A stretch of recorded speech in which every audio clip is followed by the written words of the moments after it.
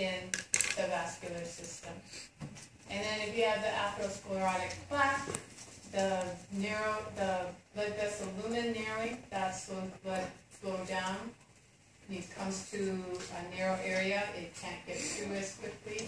That can also cause the thrombin to activate the fibrinogen. And so if you have the fibrin attaching, the platelets then aggregate, and the cascade, as they say, continues from there. So the insoluble fibrinogen can get activated by thrombin if the blood flow slows down. Can also get activated by the disruption of the endothelial lining. And just another picture of clot formation. So clotting the pathway is a cascade of events. We start with an initiation of the process, and then you end up with clot formation. There's two main pathways for initiation, but then you have a final common pathway to the clot formation. So an intrinsic pathway and an extrinsic pathway. Extrinsic pathway is where something from outside the body is triggering it. So you cut yourself. The intrinsic pathway is where you've got narrowing of a blood vessel, or you've got disruption of the endothelial lining, and if it's severe enough, then the basal lamina of the endothelial cells, which is collagen, gets exposed to the blood. But also just the narrowing of that blood vessel slows the blood flow down enough to get thrombin activating the fibrinogen to fibrin.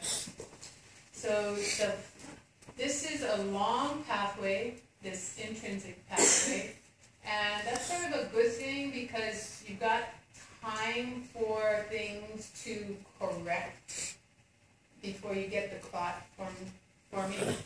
Here it's a short pathway, which is a good thing because if you don't stop the blood flow out of your body, then you're losing blood volume.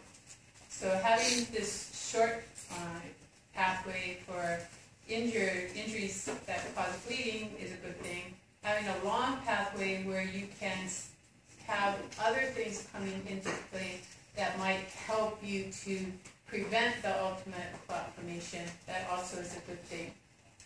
Up here we've got this Hagemann factor, or factor 12. This is what is going to initiate this intrinsic pathway. It's not active, it's in an inactive form until you get this foreign surface involvement due to whatever is exposed inside the blood vessel.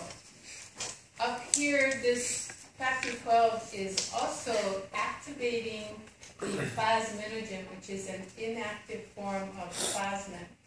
Plasmin is going to break your clot down. So if you can delay these steps long enough, you got enough plasmin, it can take a very new little accumulation of fibrin, start to break it down already. And that oftentimes happens. You get clots, minor clots forming, but the plasmin breaks it up before it's really a problem. If there's so much activation here that you get too much clot forming, then that's when you have a problem. You can also take calcium out of the picture. And calcium is involved here, here, here, and here. Get rid of the calcium, you can't make a clot form. So there are ways to chelate the calcium and prevent it from having a clot forming. In your body, you're not going to want to be chelating calcium. And you can't, because if you chelate the calcium in the blood, then you get your parathyroid hormone activated, and you get calcium coming out of your bone to get the calcium back to normal. So all you're going to be doing is depleting your skeleton.